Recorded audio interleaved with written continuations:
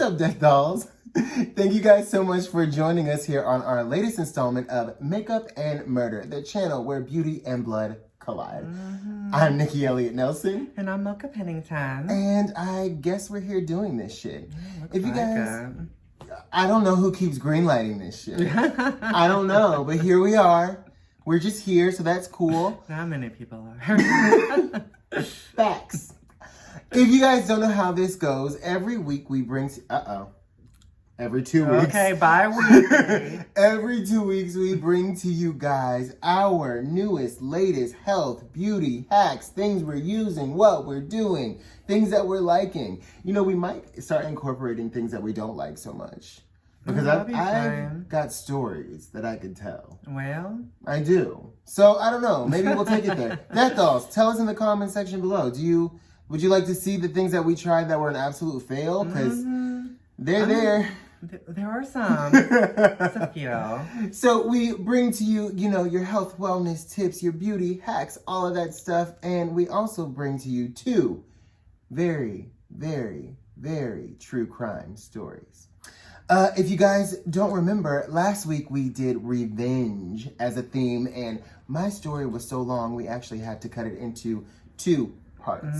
So we've decided to go with revenge as a theme again, because, my story is going to be about revenge, finishing it up. And Mocha here is going to bring you her own very new story, also about revenge. And it actually is about revenge. So do you want to tell the dolls what happened last time? You were like halfway through your story, and I was like, hold on.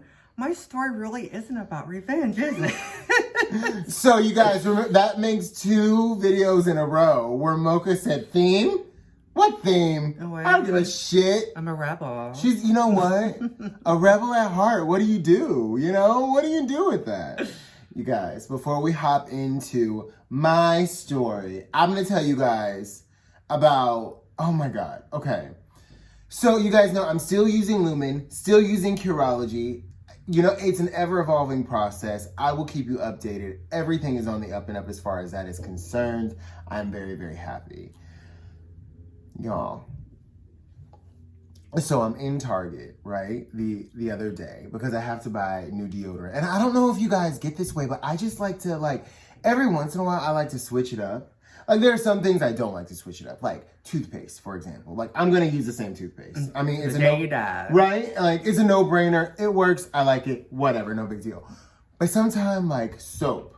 I like to switch up the soap a little bit. Yeah. Would not recommend the raw sugar soap from Target. I got the kind for sensitive skin. Had a sensitive ass breakout. Wouldn't recommend. There you go. Wouldn't do it. But, okay, so I tried this new deodorant, right? And first of all, you guys, I tried it as a joke because it was one of those all-natural deodorants. And here's the thing about all-natural stuff. It don't fucking work. No, I'm sure there's going to be 30 people in the comments it does work. I mean, some of it does work. I'm sure that sometimes it hasn't been working for you. Yeah. So I bought this deodorant and I bought a little, look at the little sample cute thing. Because my first thing is this shit is not going to work. There's no way.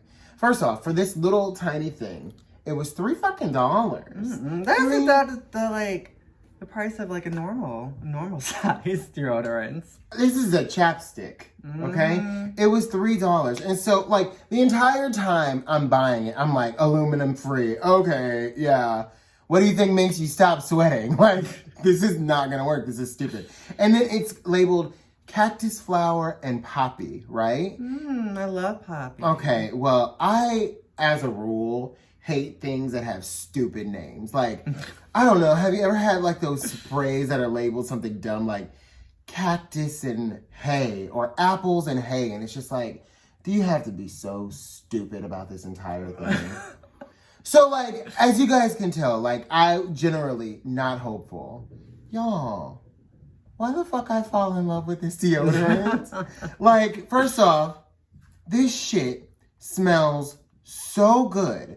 I don't know what a cactus... Let me see what it smells like. Yeah, it does. And it smells a little flowery. I don't know what a cactus flower or a poppy smells like. I mean, it smells like a flower, like something you find in your garden. Yeah. This shit smells good as shit. Oh my God, yo. So, like, I don't know. Oh, it's lingering in it. Yeah. Still going down your throat. Do you really? It's like a, whoa. Well, Mocha might not be a fan of this. But you guys, I love this so much. It's called Native. It's deodorant. Apparently, it doesn't have, apparently aluminum and all that shit that they put in real deodorant to, like, stop you from sweating. Mm-hmm. Apparently, this body sweats because, it's supposed to. And aluminum apparently, like, clogs some pore or something that makes sweating happen. And it no longer happens. Apparently, it's tragic. They say it causes cancer, so that's well, that's not bummer, good, is it? That's a bummer, really. Anyway, you guys, I would recommend. It's fantastic. I really, really liked it. Who's ready for some fucking murder stories? Yes. All right, let's do this shit. All right, Death Dolls. So even though Sama skipped town, Miriam doesn't get discouraged. She's got all the information that she collected on Sama, and she honestly doubts that everyone who was involved in the murder left town with him, so she just picked up where she left off using the same information that she had. Her new mission was to just track down remaining members of the Zetas. Don't you? I fucking love this woman. I do too. She's like, okay, well, you know what? Back to the drawing board. What did the police work for them? Right? Like, I'm actually going to they at this point need to put me on payroll. They right? should. Like, at this point, I'm better than them at their jobs that they're not doing. Put me on payroll. So she immediately takes to the mean streets of social media to begin building an even more robust profile of the gang members she suspected were involved with Karen, her daughter's murders. So, on Mexico's Independence Day, September 15th, Luis is her son, and he lives in a town that's about 2 hours away. He's closing up shop that he owns. Remember, he bought a store. The shop happens to be in the same town that the ice cream shop that Sama's little girlfriend lives at, right? So he's closing up shop and he only has one customer left, and he notices that it is, can you guess? Someone not nice. Sama. He notices Sama is in his shop, y'all. So he calls his mom and he's like, hey, Mom, Sama's here. So he tells Sama, right, which that's... I was so scared. Mom, badass, Miriam, calls the cops, right? Calls the cops and, of course, heads to the scene herself, right? So she calls the cops, and somehow the cops actually end up finding Sama, which, in my opinion, is just like, how? You know what I'm saying? I was so shocked that they actually ended up tracking him down, but they actually ended up finding him. As they move in to arrest this guy, he tries to fake a heart condition. Oh, God. Like, Which, oh, honey. I don't know, maybe the police in Mexico are different, but the police here, I mean, they'll cuff you while you're stroking out. Okay. Like, they don't care. Like, oh, honey. So, like... Sounds like something like Tati Westbrook would do. It's right. Which Like, is the haters. and it might work for them, but... I mean, It didn't work for Sama. it did not. They took his ass in. Wow. They brought him in, and like always, he immediately starts ratting on his friends. Now, one of the people that Sama ends up mentioning or naming is a kid by the name of Christian Gonzalez. Now, Christian is only 18 years old, and the cops end up bringing Christian in for questioning. So, Miriam goes down to the station because she gotta know. Okay. She needs to be involved. Yeah, in this case as well. Exactly, this is actually her case. Exactly. So she goes down to the station as well, and she takes a friend with her. And so she's like, they're both waiting outside of the interrogation room. I guess, as close as she is to the case, unfortunately, they didn't let her into the interrogation room. But she hears, she hears Christian asking for, like, his mom and telling investigators that he's hungry. So Miriam... I can just imagine her going in there with something like, I'm his mom. I don't know. Well, so Miriam slips into the what do they call it? The interrogation room. And she offers Christian basically the lunch that's for her, some fried chicken. So she offers Christian some fried chicken and buys him something to drink. Now, later she told her friend, like, I don't care, no, not so much that she didn't care, but she's like, it doesn't matter what he did. He's still a kid, and I'm still a mother, So I was just like, I feel so much for this woman, at this point in the story, because it's just like, she's just all the best traits in a person, right? Better than me. Yeah, she's just all the best traits in a person, and it's just like, my heart is like, my heart is hardening for this woman at this moment. You stan her. I'm standing her right now. So that's all it took. Christian started spilling all the tea. He took the police to basically a ranch where the Zetas take their victims to kill them, and the bodies were still buried there. Miriam and her daughter Azalea actually had just had barbecue at a restaurant that was like just a couple, like not even blocks over, like 2 days prior to this. So the ranch, of course, at the time was abandoned because Mexican authorities had found the ranch and killed 6 members of the gang in a shootout. So it was abandoned, but all the stuff was still there, right? So investigators do what they do and they start digging. And you know, Miriam shows up. Mm-hmm. Because that's what she does. At this point, it's her case. It's her case. She's the one that put them on game. Exactly. It's her case. I mean, they're just the footmen for her at this point. Like, they have the clearances. And she runs this shit. Yeah, she runs this shit. So, while investigators dig, Miriam takes a look around.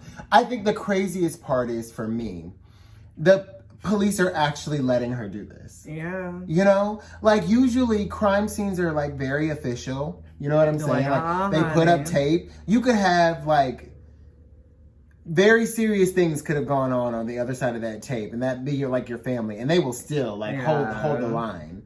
Miriam pulls up, flashes her ID. They're just like, let her through. Okay. Let her in. You know what I'm saying? Here's like, some gloves, girl. Here's some gloves. Get in there. You know what I'm saying? Well, Miriam goes looking around the ranch and she finds a seat cushion from the truck that Miriam was driving, that Karen was driving the day that she was kidnapped. She also found a scarf that belonged to Karen. When investigators approached her and was just like, listen, Karen's not here. Karen hasn't been here. Miriam was like, surely you just. And she actually pressured them for an entire year after they had, gone looking. They pressured them to re-examine their findings, and they finally did, and they were able to find a piece of Karen's femur bone. So it is then that she is pronounced dead. Yeah. When Miriam was leaving the ranch that day, she spotted an old friend eating at the barbecue place. Remember, there's a barbecue place not too far over, near the ranch, and her name is Elvia. Now, Elvia didn't have the best upbringing. In fact, Miriam can recall, giving her some of Karen's old clothes from time to time. Really just, Miriam's, super mom.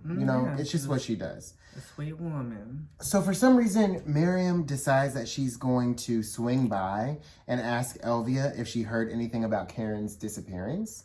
And Elvia says that she didn't hear anything, but Miriam was thinking about it later, and Tamaulipas is a small town, and everybody's heard about it. And so the fact that Elvia said she hadn't heard anything about it, oh honey, she was just like, yeah, I think you're connected to this in some way. I don't like her. Right? So it then dawns on her that, all right, Elvia might be hiding something. She's a bitch. So Miriam does what Miriam do. She hits the mean streets of Facebook, right? She changed her hair a different color. And she's just looking to find what's going on with Elvia. And she finds out that Elvia is currently dating one of the Zetas that is on her hit list. I don't like her. Yep. So the guy is in jail on unrelated charges. So Miriam starts to follow Elvia when she visits him in jail for his... Get her, Miriam. Miriam is not fucking around. She was like, girl, I ain't playing with you. Miriam doesn't play any fucking games, you know what I'm saying? So, meanwhile, she has the cops look into Elvia. She's like, hey, get on it.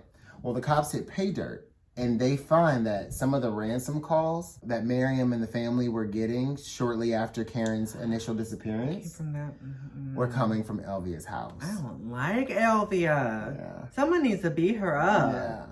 Yeah. So, I mean, if anything, this proves that, you know, Miriam's long game is impeccable. Okay. Because fucking with me, Elvia would be a dead bitch. Okay. Oh, that messed her up. So, the cops arrested Elvia. Good. Right?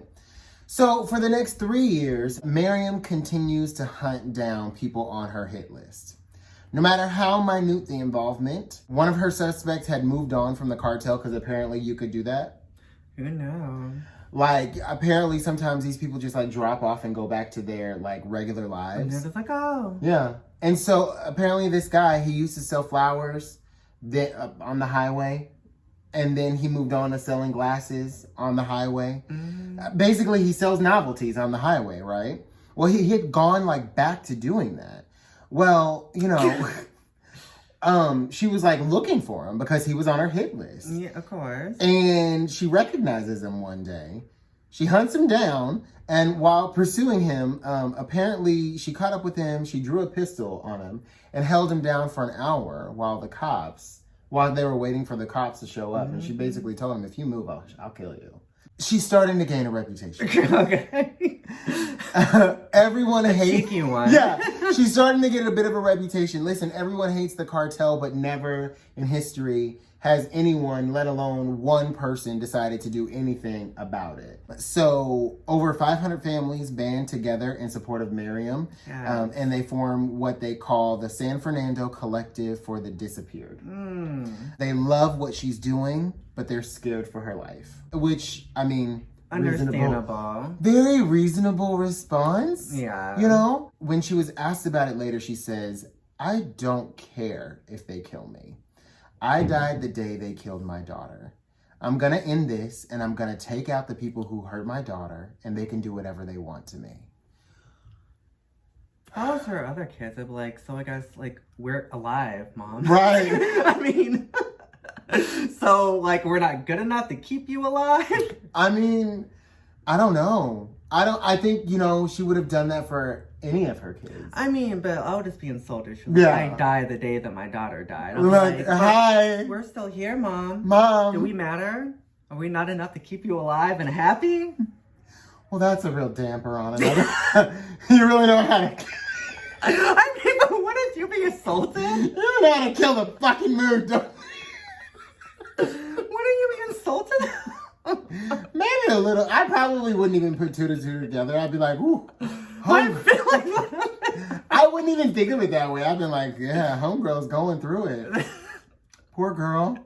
I don't think I would put it in relation to me. I don't think I would make it about me. I'd be like, poor thing. If I was her daughter, if I was like... I probably wouldn't even. My feelings would be hurt. I'd be like, you know what? That bitch always was the favorite. And I gently move on with life. I'd be like, well, I mean, yeah, makes sense. I always did like that fucking Karen better. So, I mean, I'm not shocked about it. So, Miriam keeps doing what she's doing, right? There are an array of stories out there. She really did hone in on these assholes for several years. It all comes to a head on May 10th, 2017, Mexico's Mother's Day. Mm. While Miriam is slowly trying to enter her house, she'd actually sustained a fractured foot a month earlier when the cops were making an arrest of a suspect of... The cops were making an arrest of a suspect, and of course Miriam was there on the case, like... running alongside the cops to make the arrest, and she fell and fractured her foot. So while she's, trying to enter her house, a white Nissan truck pulls up behind her and shoots her 13 times. Ultimately, Miriam died on her way to the hospital. Her hitmen, were all arrested within 2 months. But they never found the man who ordered the hit. And that is the story of Miriam Rodriguez. That was a good story. Wasn't it just good? A little sad there. It was kind of sad, yeah. She didn't get her damn revenge. Or she did, I mean, yeah. She didn't get to see everyone, put to jail. But you know what? I feel like Miriam did her thing. You know, Miriam did her thing a couple times over. She helped the police out a lot too. She was hanging out with them. She's basically working the case. I mean, did she even get paid? No. I start to wonder, like, so you know, she owns the boot shop and she nannies. Obviously, she does neither of those anymore. Yeah, because she has a lot of time on her hands, doesn't she? You're, at this point, full-time detective. Yeah. Are they giving you a stipend? Have they put you on payroll? They gotta do something, you know? She's basically working this case for them. Do the 500 families of, are they still actively, That is a really good question. So her son, Louise, continued on with Miriam's work. After... you know, Miriam passes away, but he does it in kind of like a different way because he don't want to die. You know what I'm saying? Like, Miriam didn't care. Louise is like, hold up, swole up. Okay. Like, you know, I'm still trying to live. I actually care about all of my kids. You're really insulted by this, huh? Like, you're personally affected by this, huh? I just wanted to... So he goes about his in a bit of a different way, and he carries along with the collective, but they kind of reframe the mission. Instead of seeking vengeance on the cartel, it's more about reuniting families. They went a little safe option. Yeah, so they did the safer route. Of course, you know, that collective of over 500, I think the accurate number is somewhere around 600, 650.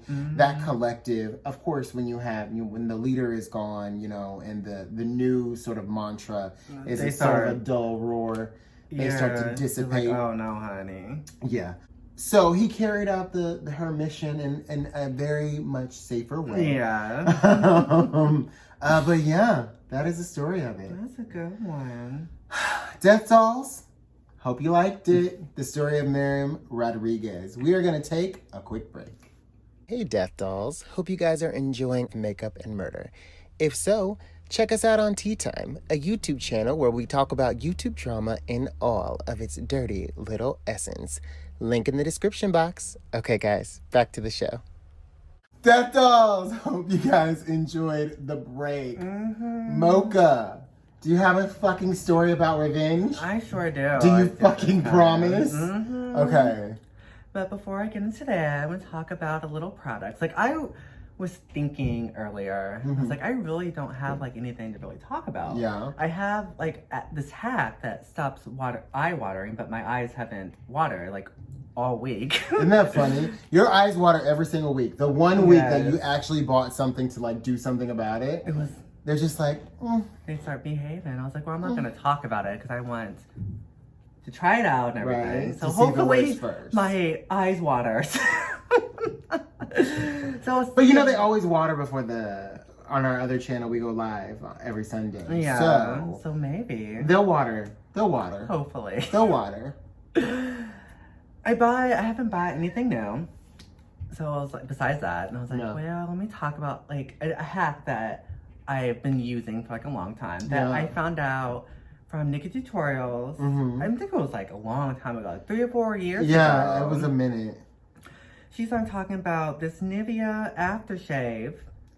Use it as primer. Now y'all remember? It works really well. I remember we were on a cruise and we went to. Where did we go? Whenever it was in the jungle, we went ziplining. We went to, was it Honduras? Yeah. Honduras, yeah. Honey, I wore this as a primer. My makeup stayed on all damn day. Ziplining, walking through a damn jungle. And it was it was humid. Yeah. It was 80 degrees. We were sweating. It was hot. I was like, wait, what? My makeup stayed intact. It was only because of this. Yeah. I use it every now and again. Once I run out, then I was like, okay, let me try something else. But I always come back to it. What? Okay, but remember the preparation age? No, because I don't think it was that. I know what you're talking about. Or was it Vagisil? I think it was Vagisil. Preparation H you could put around, you could put little if you got bags, if you get the baggies under your eyes, dab a little preparation H. Because you know what preparation H does, right? What? It it's a shrinking tool. It's shrinkage. So, I mean, if it works everywhere. Yeah. So, but Vagisil, did you ever use that? As like a primer? Yeah. Yeah, I did. 'Cause Did it supposed to, work? Like, yeah, it worked really well. I used to mix them together, actually. Really? Yeah, to have your makeup stay intact and then that to like give you like a poreless. Yeah. What would you say worked better? Or do they have two different purposes? Yeah, they had two different purposes, so you really can't compare. So using them both, you like it? Make your own damn primer. But I always come back to this one. Really? Like 3 or 4 years. Yeah. She talked about it, and I always just come back to it, honey, every now and again. I think there's a little known beauty and lifestyle influencer by the name, you guys may have heard of her, Tati Westbrook. You know her? Ever heard of her?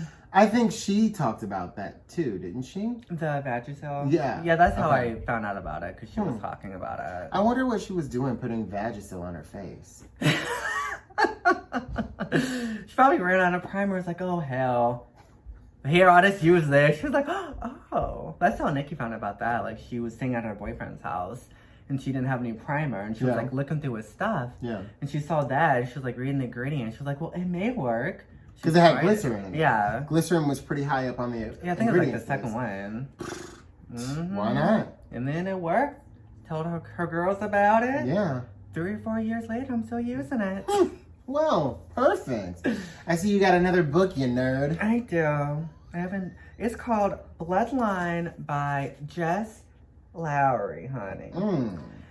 And I got this on a whim. I was just like looking through, and I saw it. I was like, oh, I'll get it. It's $11. Jess, she's a good writer for one. Okay. She's really good. Okay. She started, like, her inspiration came from this novel because she was like looking at like cases, like cold cases. And she saw like one about like a child that disappeared. And she was like, oh, well, that's interesting. But I didn't want to read all about it because I like I hate spoilers of any kind. Yeah. But it wasn't one. But this book called Bloodline is about a pregnant journalist and her fiance. They move into his hometown, which is like a small town. And people start acting weird. Like they're extra nice and know everyone's business, honey. And she's so like more than a usual small town. Like they're extra friendly, especially to her. Like they're clinging to her, honey. They won't let her do anything by herself. And she's pregnant. You trying to take my baby? She's like, this is weird. Like y'all, what's going on here? And then she starts finding out all these dark secrets. It's good. Okay, I might read that. $11, y'all. What on what Amazon. font size is that? I mean, it's pretty average. Pretty average. 12-point font. How many pages is it?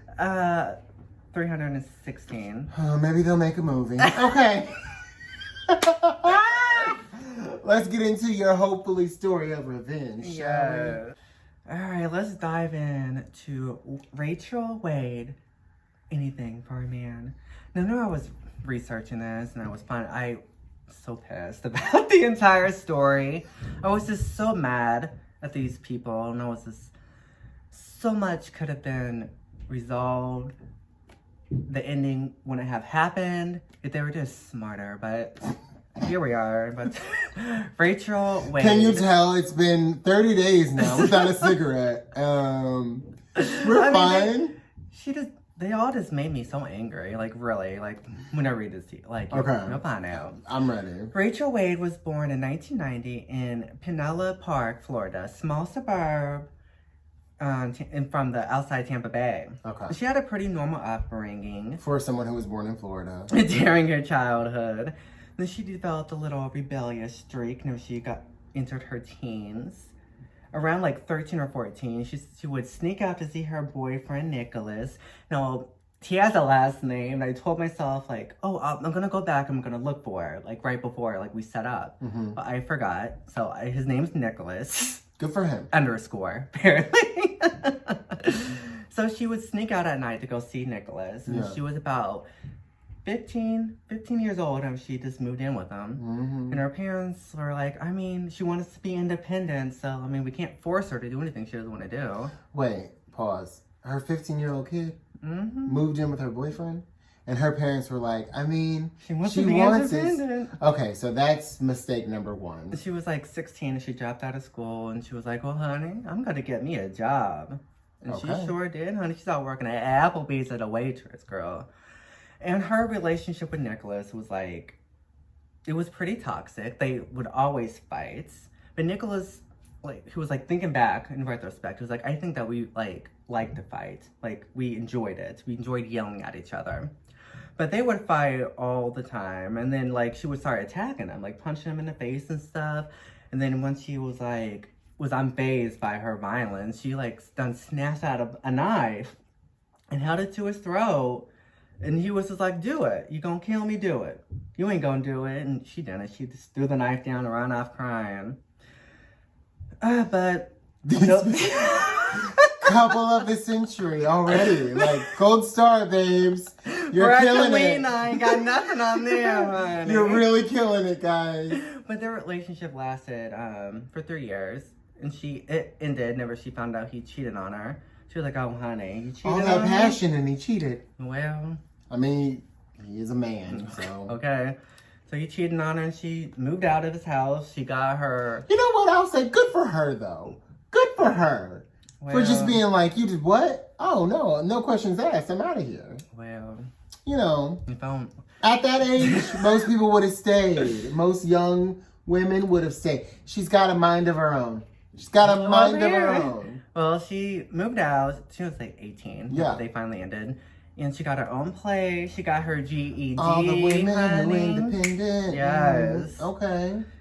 And while she was out at a party one night, she ran into an old classmate of hers. They like went to elementary school together. Okay. And she done seen him and she was like, oh. He was 19-year-old, father of one. Keep that in mind. Okay. Joshua Uh-oh. Camacho. Okay. Camacho. Right. Joshua had a reputation of being a ladies' man. While his ex-girlfriend was carrying his child, he cheated on her with her best friend. Oh. Yeah, while he was dating the best friend, he cheated on the best friend with Rachel. Oh, so he's a real piece of shit. Honey. He's what they call a good time guy. Yeah. He and Rachel were dating. Oh, so she committed. Yeah, they started dating, and then while they were dating, he started to date another girl, 18-year-old Sarah Ludman. Who saw that coming? Okay. What a shot. Especially with his history. Like, I would have, if he said, oh yeah, like I'm gonna leave my current girlfriend for you, I'll be like, no. I think so. How about you do this? How about you stay with her? Okay. How about you do that? You drop off a little something for me whenever I need it until I find something a little bit more stable. But it's not, I'll tell you who it won't be.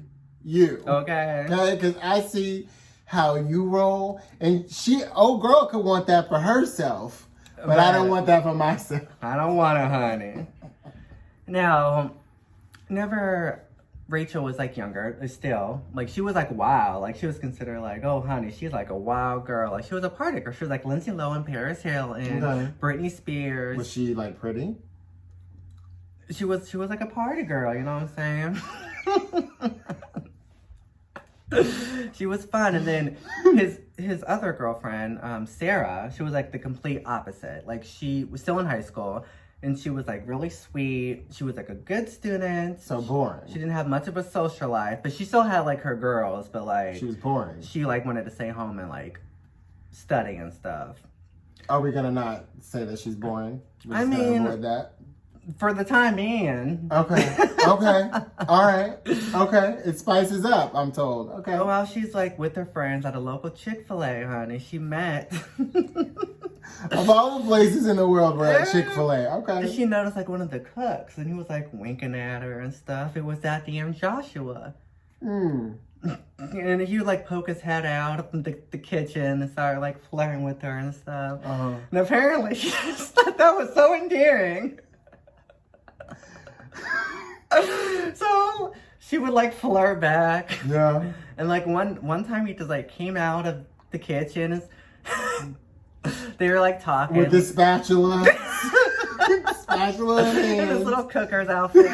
She loved it. He brought her a Sunday classic, a provolone. Like her her sense of humor was like very sarcastic, and he can keep up with her sarcastic sense of humor. She was like, "Oh, I like that." So she was like impressed with him. But he was also a bad boy too, honey. He had the tattoos. He had the pictures of him flexing in the mirror on his Facebook, and he had a pit bull, honey. That's what she liked. He had like a gun. Pictures of him and his gun. She was like, "Oh, I like him." Is he single? He sounds fun. Well, okay. You don't want to. I mean, apparently a lot of people wanted him, but he's like the type of guy who I'm like, "Oh, honey, I may let you hit it every now and again if I want it, but." You're the type of guy Mocha feels like she has to show a lesson. She has to show him. But I would never date someone like him. That's fun. But she was like infatuated with him. Because she was like unlike any other guy that she'd ever dated before. Yeah. It wasn't long before Sarah's life began to revolve around Joshua. Oh. Like, she stopped reading it.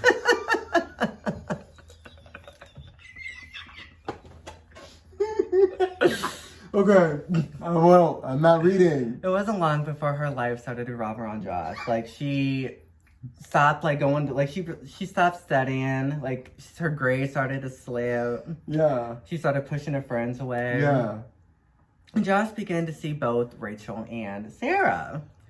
And he spent time with Sarah during the evenings, never, like, she would get out of school, he would spend time with her, and then, like, once her curfew was up, like, he would go over to Sarah, because Sarah worked there of the day. I'm sorry. Yeah. Flip-flop them. I know what you're saying. He spent time with Sarah during the day, and then Rachel at the nights. And if she got off work, he would go see Rachel. Yeah, and because Rachel puts out. I mean, I think Sarah's probably putting out too. Oh, shit. When Rachel found out about Sarah, honey, she did what any 19-year-old girl did back in 2008. She found her on MySpace. Well, duh. That's the only reasonable option. She found her on MySpace. She started sending her messages like, "Girl, you didn't stay away from my man."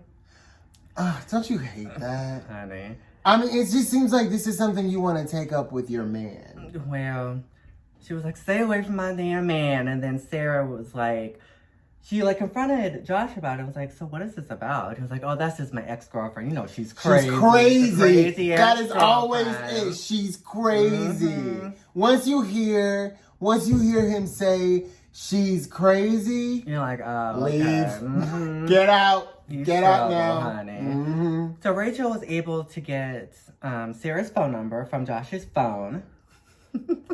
So she would like text her, you know, call her name, like, "Girl, you fat, you ugly, you look like a pig, you ain't nothing can compare to me.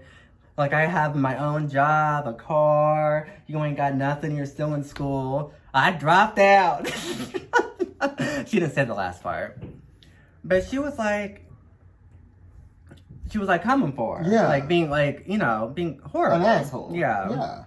And Sarah's like, "Oh, that's just his jealous ex-girlfriend. I pity that girl, really. I mean, I'm with Josh, so I mean." And she's not. But she would like harass her a lot. And she would just ignore her. And finally she just couldn't take it. Yeah. She was like, "You know what?" She answered the damn phone. And they started arguing. She was like, "I've been with him since such and such." And Rachel's like, "Girl, I've been with him since such and such." So they found out, like, "Honey, he's dating us both."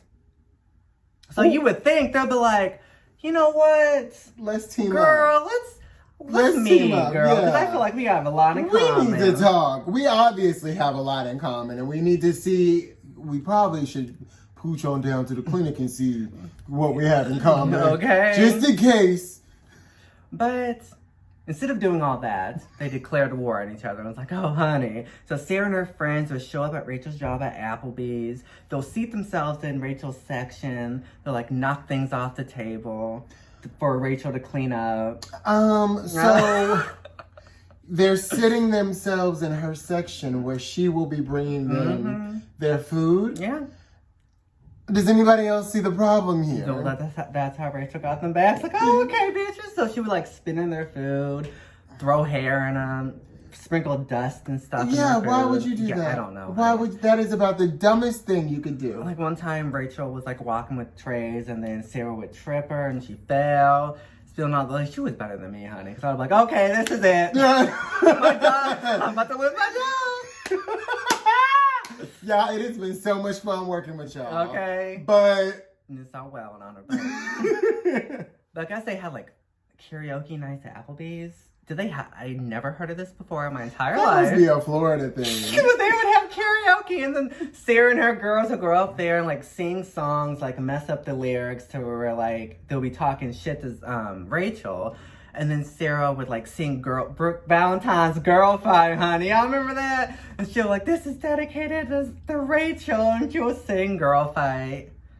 Yeah. This is so much over a man that's boning you both. They know about it too. And y'all know about it. And y'all like, and this is how you choose to deal? They're 18 and 19. Y'all. Yeah. Okay. Yeah, it's All ridiculous. right. On April 14th, 2009, Rachel was at her apartment waiting for Josh to come over, honey. He wasn't coming over. She was like, oh, God, I'm so annoyed. So she went out to walk her dog, and she called her friend, Javier. He was like, honey, what you doing? Because my man, Is he he good? ain't picking up the damn phone. It was her ex-boyfriend, but they became friends. I mean, you could be bi, you never know. I don't know. Is he good? And she was like, can I come over, though? And he was like, yeah, do that. You can come over. Yeah. So before she was leaving her apartment, she retrieved a steak knife. You know what I'm saying? Because I totally forgot to add this to the thing. But she was walking her dog, and then like a car zoomed past her, and this like Sarah yelled out, "Stay away from my man!" Oh. That's why she was annoyed. I'm sorry. I had to think of it because I didn't put that in there. Yeah. But she was like, "Stay away from my man," or she was walking her dog, and then she was like, "Harvey, obviously my man ain't gonna answer the phone. He ain't coming over." Right. So she went over to Javier's house, but she got a steak knife before she went. Because she's like, just in case. Yeah. Just in case. You never know. Right. But before she stopped by Javier's house, honey, she stopped by Josh's, and she was peeking through the window. I don't know how she's seen them, but she saw them playing video games, honey. Maybe she was peeking through the window. I don't know. Who did she see playing video games? Josh and Sarah. So she saw them playing video games, and she's like, oh. Okay, so she texted them. She's like, now I know why you're not talking to me, because you got her. And then Josh replied and was like, that's right, I don't like you no more. Why don't you go home? And Rachel said, no, I'll wait for her to go home. And then she left the voicemail. Did he really say that? Yeah. He really texted her that? Yeah, those are the texts.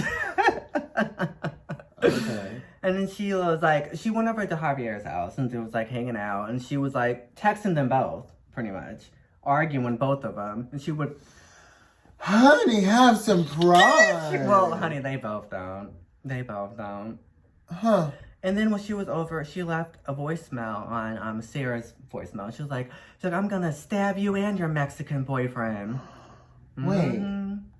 Joshua? Josh is, Wasn't that her boyfriend? Maybe she broke up with them then in her head, but she didn't tell him. Gotcha. I don't know. They're both dating them. Yeah. But around midnight, Sarah and Josh's sister Janet, they went to McDonald's. On their way there, Yeah. Sarah saw a friend who she went to school with or whatever. Yeah. They started talking, and she was like, I'm trying to find that girl Rachel, if I'm honest with y'all. And then her friend was like, you know what, girl? I saw her over at Javier's. Wait a minute. Okay. And she was like, oh, okay. Because she wanted to confront her. She was like, honey, I'm tired. I'm tired, honey. We need to fight. It's been a year. Yeah. It literally has been a year since they've been doing this back and forth. It's like, no, I want to go to her house. Yeah. So on her way there, Rachel would like call her, leaving her like threatening voicemail saying like, girl, I'm going to kill you. I'm going to murder you, girl. The immediate problem here is both of these women have left such a devastating paper trail.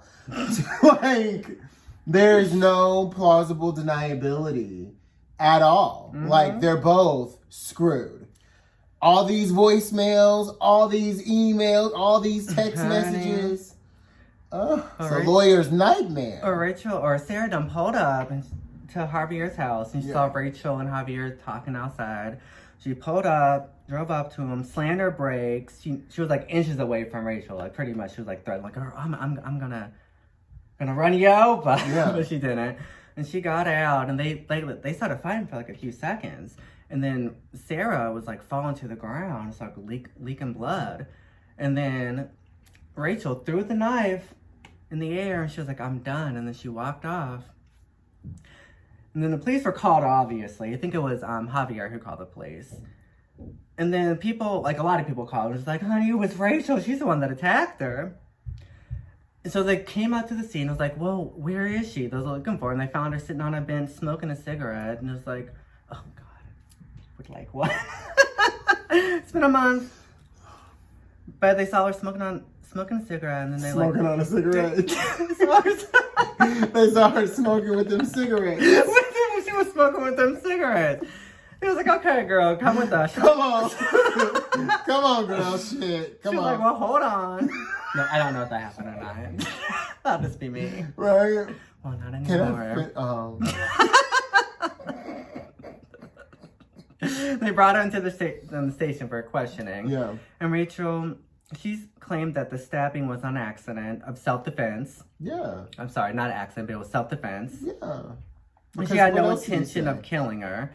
When the police told her that Sarah died due to a punctured heart, she started to cry, and she was arrested, honey, and placed on a $500,000 bond.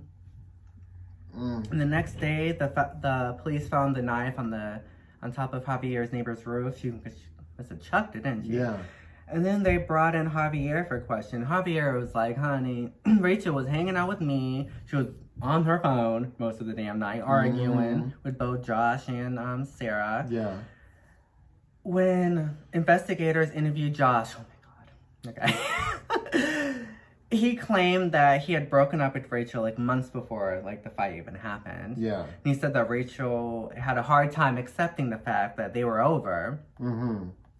When the investigators brought up the fact, it was like, well, you know, Rachel said that you text her and said, if you want me, then you have to fight for me. That's what you text Rachel. And he was like, I don't know what she's talking about. But mysteriously, like, his phone had died and was in the hospital. So, like, their entire exchange, like, got deleted, apparently. And they tried to look through, Rachel's phone as well, and apparently their exchange was deleted as well. So they had no proof, but you know, damn well he was telling her, in my opinion, that he was telling her, like, if you want to be, you gotta fight her. And he was probably, I don't think he was saying the same thing to Sarah, but she was like, oh, okay. But he was like, but delete these. Just delete these just in case. Wow. So he's a jerk. People were saying, like, he enjoyed, like, them fighting over him. I think that most men like that enjoy that kind of thing, which is just, like, to be attracted to that sort of, like, turmoil. That's a toxic trait. No, like, who wants that in life? I would hate that. I would be annoyed. Yes, I'd be very annoyed. Rachel's trial began on July 21st, 2010. It was televised, and her fate was sealed on the 23rd when the jury heard all the voicemails that she had left Sarah. Threatening her. And then it was like, oh, they found her guilty of second-degree murder. And she asked for a appeal, but she lost. All those damn voicemails. To me, it was, I don't know. Wait a minute. I knew it was the voicemail. I knew. Yeah, I knew. They got her. All the texts and all the voicemails, I was like, this is a bad idea. Like, this is stupid. Like, where I'm from. Yeah. Like, you get mad, like, that's what, like, girl, you know, I'm gonna kill you. Like, right. You're just talking shit. Right. I mean, bitch, we grew up off the block. You gonna say where I'm from. Bitch, yeah, I know.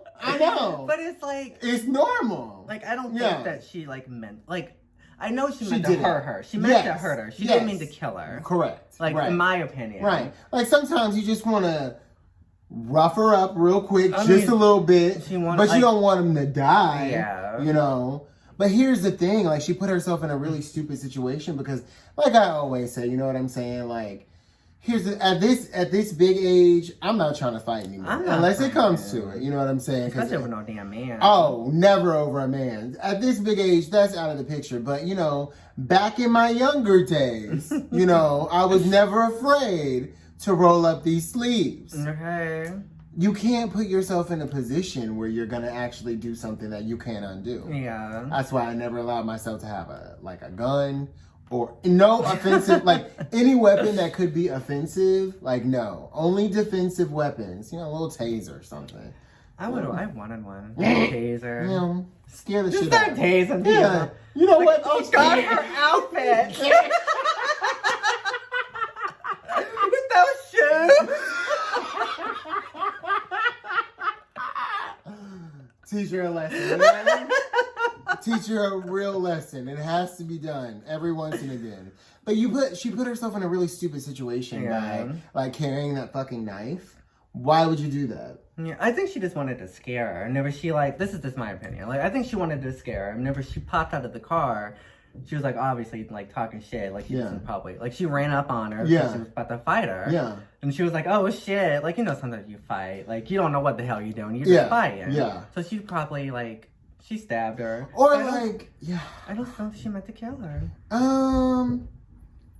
I think she meant to do her bodily harm. Yeah, she meant to hurt her. Yeah, she definitely meant to hurt her. But, so you got to be smarter than that. All this over a damn guy.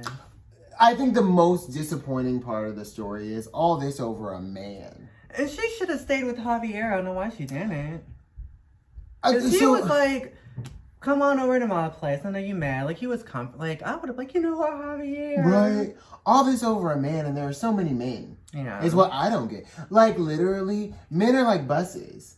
Like, they run every 15 minutes. Mm-hmm. Like, seriously, you miss one, you are never more than 15 minutes away from your next man.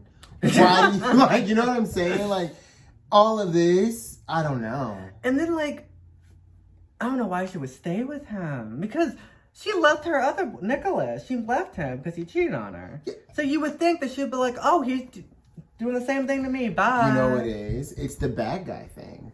It's the, y'all know the thing where the guy who doesn't want you or is not that interested in you, they are that much more appealing because they don't fucking want you. It's worms, you guys. It's a mental illness. They're young, but her youth is... I mean, they're young, but honestly, I know people in their late 30s. I mean, yeah. Carrie and Big. Carrie's not a spring chicken. Neither is Big. Okay, Big and either. In real life, though, Big never settles down. He stays a big man-child forever. Okay. I'm just saying. I don't know how... She done fell down the stairs chasing out Carrie. I don't understand how, I would have got up swinging on Carrie if I was Natasha. Well, because you're sleeping with her boyfriend. Her husband. Yeah. And you were in my effing house, girl. You were... Call the police on Carrie. You know what? Listen, Death Dolls. Death Dolls, do you have any creepy near-death experiences?